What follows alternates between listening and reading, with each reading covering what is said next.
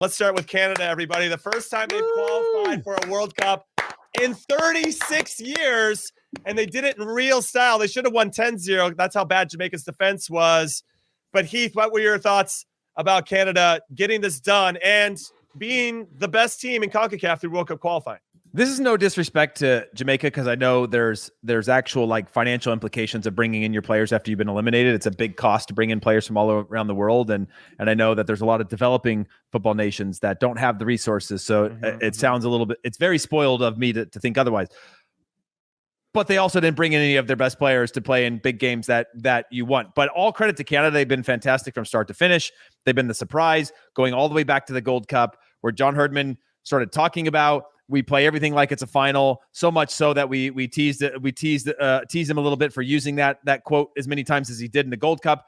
But he did that as his team was going down with injuries throughout the Gold Cup, right? He was losing players. He's losing his best players. Didn't have a couple of his best players, Alphonso Davies, for the Gold Cup, but really built a mentality out of this team of just being like, we're going to be really hard to play against. And then started to sprinkle in his quality players. And we saw, going back to the very first game, I think it was Honduras against Canada, Honduras could have won that game against Canada. And then they woke up. They were like, okay, we're not there yet. We got to go back to that fight we had this summer. We've got to change our mentality. And that mentality shifted, and they never stopped. And so for them to qualify in the way that they did in front of their home fans, it was convincing. They scored from the very, very beginning. They controlled the match from start to finish, similar to I think the U.S. did under pressure. But Canada deserve so much credit for what they've done, for the development of the players that they have, the quality of the crop of the players, the depth of the players that they have. They've used a ton of players as well.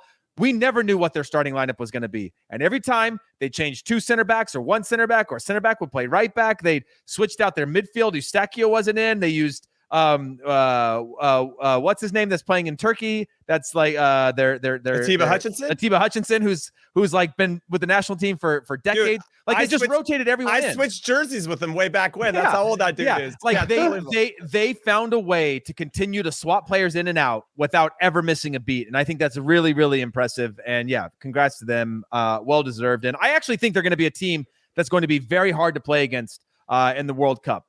Yeah, they're a team that I don't think you want to face. They're kind of like drawing Ajax in the Champions League. You're like, crap, these guys are good. They have some players, and if they get that little bit of belief, they could really take it to us. But what I really love about Canada, outside of their manager, John Herdman, who is the only coach in the history of the game to now qualify both a men's and women's national team to a World Cup, which is an incredible achievement. Oh, yeah. Is the fact that they played two strikers, Jonathan David and Cyle Larin. Cyle Larin is just a different animal when it comes to playing for his national team. No disrespect to his club form, but I just feel like he's just inspired in a different way. And sometimes when you put on your national team jersey, you come up. I mean, we say it with Timo Weah as well. Like all of a sudden, he just plays with this different type of confidence. But I love when they play with two strikers, because we don't see that very often. It's very 4-3-3-esque out there these days. Hey, yes? Jimmy.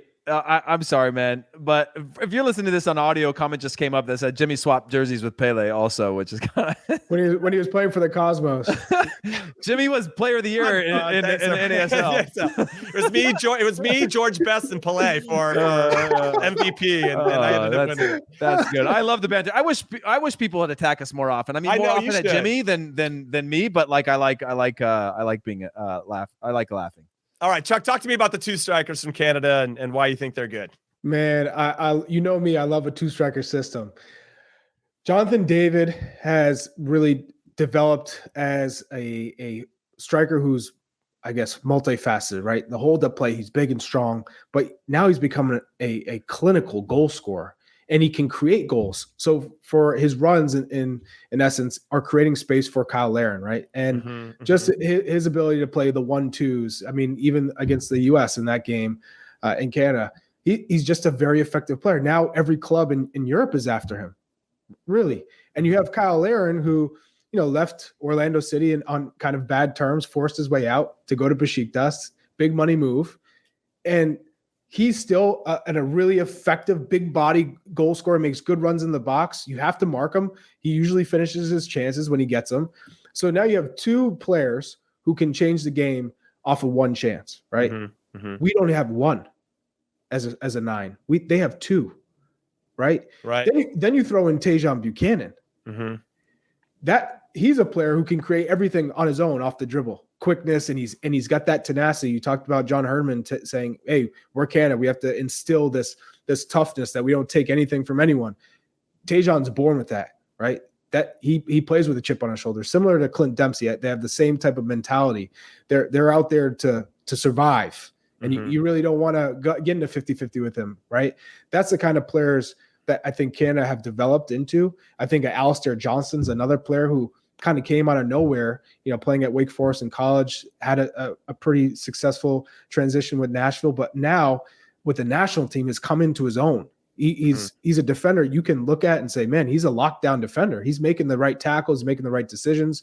And then Kamal Miller on the other side, same type of thing with Canada. They're raising to the level. And they've, for me, I was always questioning Canada's defense. When you have Steven Vittoria, who's not the quickest player in the world, Jimmy, my age, Jimmy, you might have him beat for pace, still, which is great, still right now.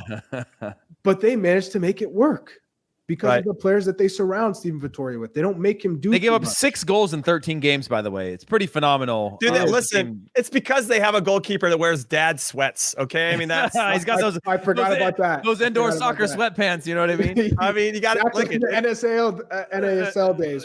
I feel like the only time he didn't wear them was in Costa Rica when they lost. Coincidence? I think not, everybody. I just feel like those are some magic pants. And what's scary is Alphonso Davies wasn't really a part of the team in this. So you could have a front four of Alphonso Davies playing like a wide on the left.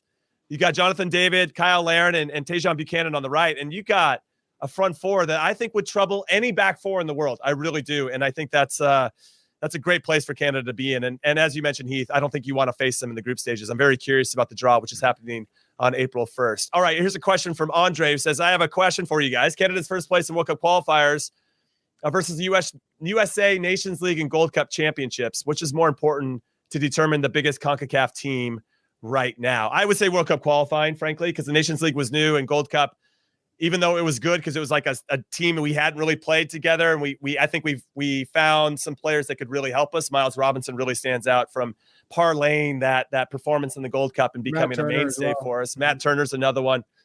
But with regard to World Cup qualifying is where it really counts, man. You get bounced in the Gold Cup. All right, it happens. You lose in the Nations League. This tournament just started. But if you can be on top of the table in World Cup qualifying, that really speaks to how good of a team you are through a lot of difficult circumstances. Heath, do you agree with me?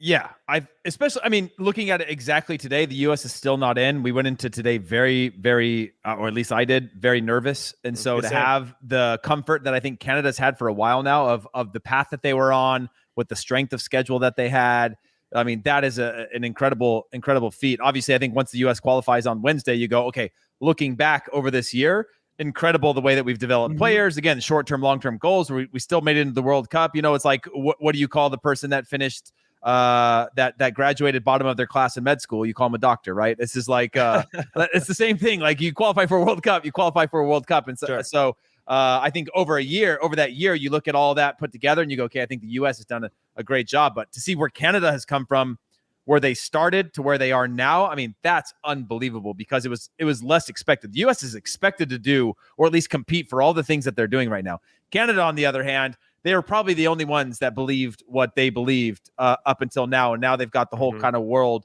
with their eyes on them and congratulating them for being the first to qualify for the World Cup, top of the table.